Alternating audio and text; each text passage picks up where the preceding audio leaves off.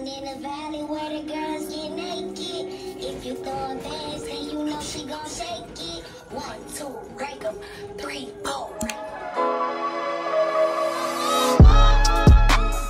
Hi guys, welcome back to my channel, Lene Lotus. I'm your girl Lene. Hey, if this is your first time to my channel, hello, welcome. Please go ahead and hit that red subscribe button down below and hit the bell next to it for post notifications. Make sure you set it to all so that you are notified each and every time that I upload a video. If you're a returning subscriber, hey, what's up, sis, bro, king, queen, whatever you prefer, welcome back. Thank you so much for your continued support. You know I love y'all. Same thing for you guys, because I haven't been saying it. Hit the bell please so that you are notified each and every time I upload a video. Y'all already know what we're doing here. Let's get into episode 2 of season 2 of P-Valley. Okay, y'all, a lot happened in this episode. My emotions was all over the place, so I'm gonna try to stay on topic. Try my absolute hardest to stay on topic, I swear. So we got some new dancers. We got 2 new dancers and a new bartender. Okay, so new dancers, Whisper and Roulette. I like them. That's all I have to say. Apparently Whisper is some type of spiritual chick. I'm interested. I'm not gonna lie, I'm very interested. Big Bone, I'm not really feeling the new bartender, but they haven't really shown us very much of who she is as a person, so who really knows what's going on there. But that's pretty much it for them. So Mercedes picked Whisper and Roulette based off of their skills. Haley picked Big Bone based off her looks. Yes, there were some words said about the choices that were made, of course.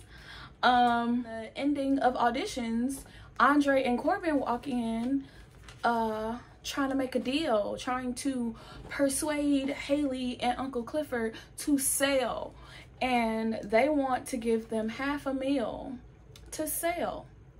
Long story short, they say no. Haley says that the club is worth $10 million minimum. They're not even up for conversation until we hit those type of numbers. So I don't know. Hey, I mean, when she was saying it sounded good. I'm not gonna lie to you. It sounded like she knew what the fuck she was talking about. She was using that degree that she got. But as the episode progresses, we realize that she's not really this big boss that she thinks that she is. She really not ready for all that comes with of being a 100% solo owner and boss of this facility, as we and I say that she's not ready because she makes these flyers for the grand opening, and I don't know what they have it set to where the reopening is going to be on a Friday. I guess long story short, Haley gets the flyer. They get the flyers the day before that the grand reopening is supposed to happen, because she changed the date. She changed the date on the flyers to, I'm assuming, a week earlier than what they had originally agreed to. And I don't really see how, I mean, obviously it's possible, but why would you only give yourself one day to promote the grand reopening? That part doesn't make sense to me. But what some information about the deceased ex-mayor Tydell. We learned that he was actually a really good man. Like, he was paying the water bill for everybody on his block, and he was like this hood Robin Hood type thing. That's what Andre found out. Like, he was taking money, but at least this was my interpretation. They didn't say exactly what was happening, but the water bill was like 10K a month, and he was paying it. Obviously he ain't got that type of money, so he has been using taxpayer money or some type of government money to pay that bill. I don't know. But Little Murder pops up at Uncle Clifford and Miss Ernestine's house. Miss Ernestine answered the door, so Grandma Ernestine answered the door, and he's basically leaving the message with her. But Clifford came to the door when he heard, but he was hiding. When he heard who was at the door, but he didn't want it to be known that he was at the door. But there was a mirror, and Lil Murda saw him anyway. Left the message. It was a very heartfelt message. I got in my feelings, I'm not gonna lie, but I'm emotional, so but got in my feelings a little bit, because he's like, I feel bad, and I shouldn't have handled the situation the way that I handled it. I know better now. I'm sorry. I'm about to go on tour. I just wanted to see him, talk to him, blah, blah, blah, blah, before I go on this tour, man. Da, da, da, da, da. And it was so cute. I was like, oh, that was so nice. And he like told Miss Ernestine bye, and he left. And it was what it was, because Clifford never came out from behind the door. So maybe he's not ready to handle that. We don't know. But after, I'm assuming after, but sometime after that, what is his damn manager's name? I keep forgetting. I don't know. But him and the manager takes him on a trip to go pick up somebody from jail. And I don't remember what the friend's name is, but the look that Lil Murda had in his eyes when he saw who it was and when they hugged and stuff, like in the scene, I should say, gave the interpretation that there's something there. There's something deeper about that situation, and I feel like we're gonna see another side of Lil Murda. I feel like he feels like this specific friend isn't accepting of whatever his sexuality is, and that he has to put on this front of this like harder, like real thuggish type of person, and that's not, I'm not gonna say that's not who he is, but that's not the only side to his character. There's more to him than just this overly thuggish thing. So it's Uncle Clifford's birthday. Happy birthday, Uncle Clifford. And I think Uncle Clifford is starting his midlife crisis phase, because he's like, I'm 40, I live at home with my grandma, I'm a 15 to 20% owner of a nearly failing strip club. What am I doing with my life? This is not what I thought I would be doing with my life. So I feel like that's what he's going through right now. And it's his birthday, and he don't want to do nothing, because he's in this sad, depressed, I'm old, I'm doing nothing with my life. That's his thought. Grandma Ernestine asks him to go take out the trash.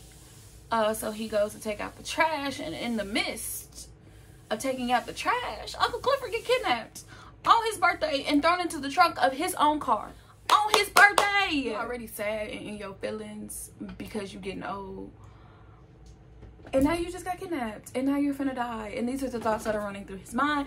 But it's a surprise party. Surprise! And we're at this like big open like skating rink, and we're skating, and people are having a good time and dancing, and we are just having a good time. I keep saying that, but I don't remember which friend it was, but Uncle Clifford did get into an exchange of words, is what I'll say. And basically the conclusion of that exchange was the friend asking Uncle Clifford, are you happy with your life? Are you happy with what you're doing? Like, you keep talking about me and what I'm doing, but I'm good with what I'm doing. I'm happy. Are you? And we all know the answer to that is no. So Uncle Clifford was in his feelings, and understandable. So you feel like kind of bad, and then they're like, well, let's have a good time. Let's not do this. Don't do that. It's your birthday. Y'all love this song, blah, blah, blah, blah. So Uncle Clifford go get some skates, and the worker go ahead and just top them off real quick. That's it. Just, and I was like, oh, all right. Head on your birthday. Sounds like a good day.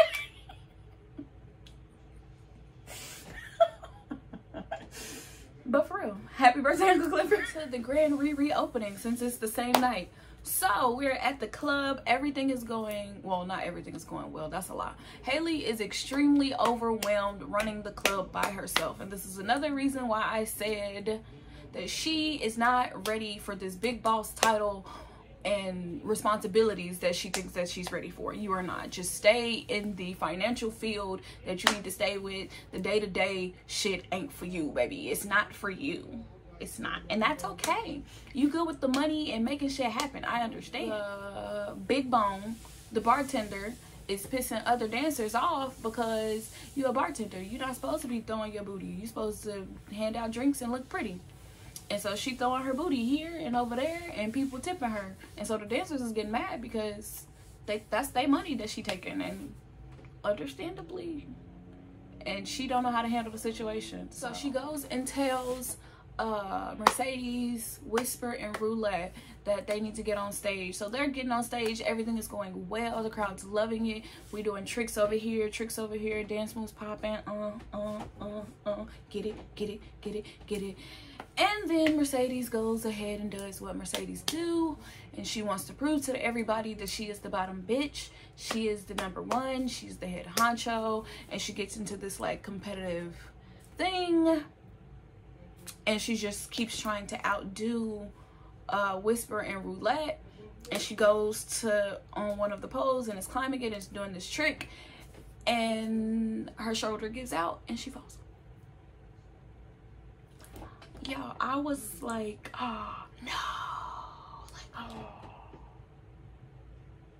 please don't fall, like, no. Is she dead? She falls off the pole, and when she wakes up, she sees Uncle Clifford, Haley, and Diamond. So I guess Diamond is into some type of spiritual, I'm not gonna like say that it's hoodoo, voodoo, or any of those other any other spiritual practice specifically, because I don't know, but some spiritual practice is being done. He literally carried this invisible weight. I don't know. He literally carried this weight and set it on the scale, and the scale went to 7 pounds. Like, I was freaking out. I was like, oh, it's happening. I think he said that it takes 7 pounds of pressure to pull a trigger, and that's how we know that it had to be Mercedes that ended up shooting Haley's ex. I don't remember what his name is. Mercedes is blaming Haley. She's saying she thinks she's gonna get caught, she's gonna go to jail, all this bad stuff. Uncle Clifford's trying to calm her down. Long story short, she ended up kicking Haley out of her house. She said, you need to get out tonight. End of story. I can't do it no more. You gotta go. Haley spent the night at the club. She's sad. She's playing this sad, lonely music, and she's drinking. She goes out to the bar to go grab another bottle, and she starts playing around on the poles and stuff, and Andre walks in. He brings up the business offer from earlier in that day, and she's like, nah, I already told you, 10 mil is what I'm looking for, blah, blah, blah, blah. They have this little intimate moment, and you can tell that Andre still wants Haley, and I think they only shared, like, it was just a hug. It wasn't nothing sexual, but you could tell that, well, you can really tell, but I suspect that Haley really is only doing this in this moment, or making it be perceived. I don't know how I want to say this. Hold on. Basically, she's just lonely right now. She just in her feelings in the situation, and she really don't like him like that. Like, that's what I'm trying to say. So I feel like it's gonna be some mess, because I feel like his wife is gonna be more involved in this season, and stuff is gonna get real messy. Like, on some, like, he gonna try to leave his wife for Haley, and Haley really don't want him type stuff. Like, that's what I feel like is gonna happen. Like, got to mention that when Haley was in the club before Andre came in, it was a little some weird woo-woo, that's what we're gonna call it.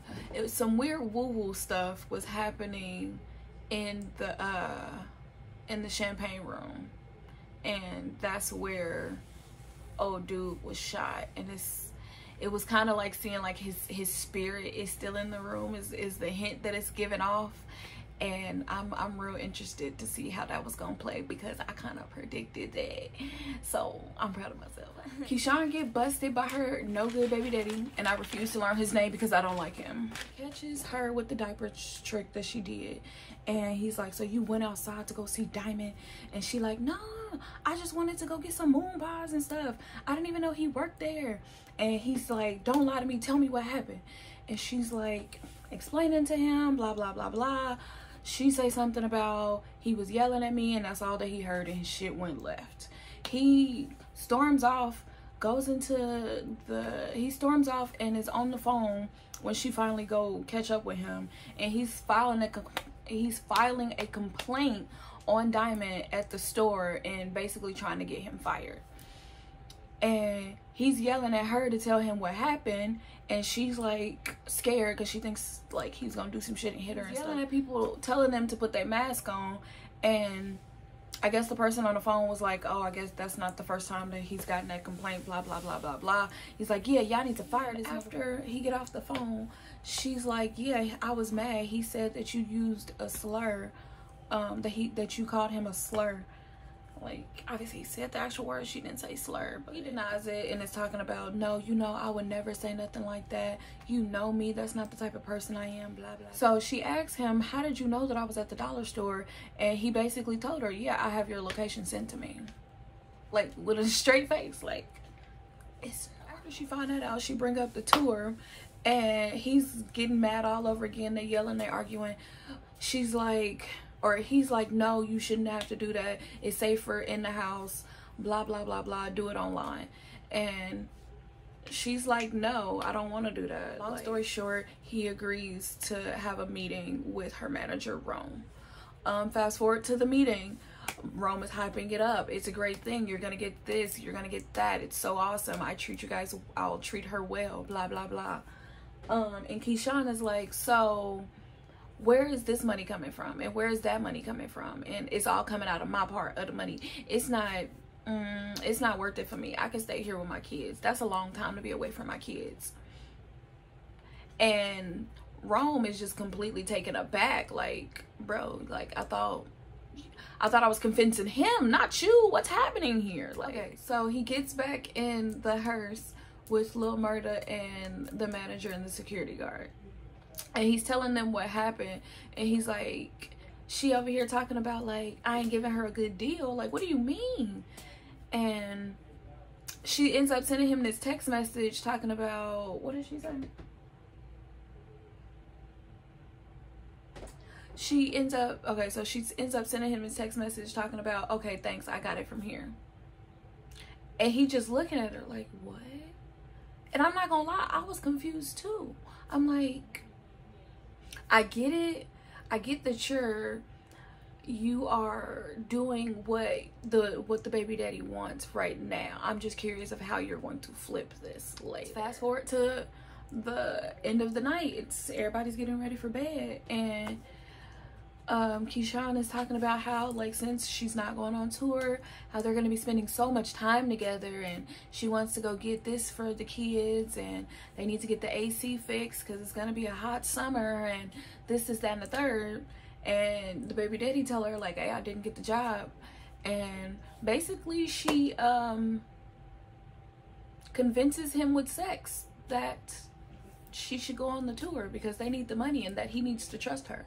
It's the next morning. She's up, he's asleep, and she's packing and doing all this stuff and getting ready and saying bye to the kids. And I just get this weird feeling as all of this is playing. I'm getting from this scene pretty much tells me that, like, she's not coming back, bro. Like, I don't know if it was the way that, like, when she was like hugging the kids, it just didn't sit well with me. Like, I feel like she gon', after the tour, she's gonna run away to, where is Gidget? In Vegas? I think she's in Vegas.